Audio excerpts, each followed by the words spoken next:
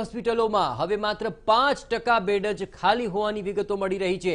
ખાનગી હોસ્પિટલમાં આઈસીયુ અને વેન્ટિલેટર બેડ એક પણ ખાલી નથી।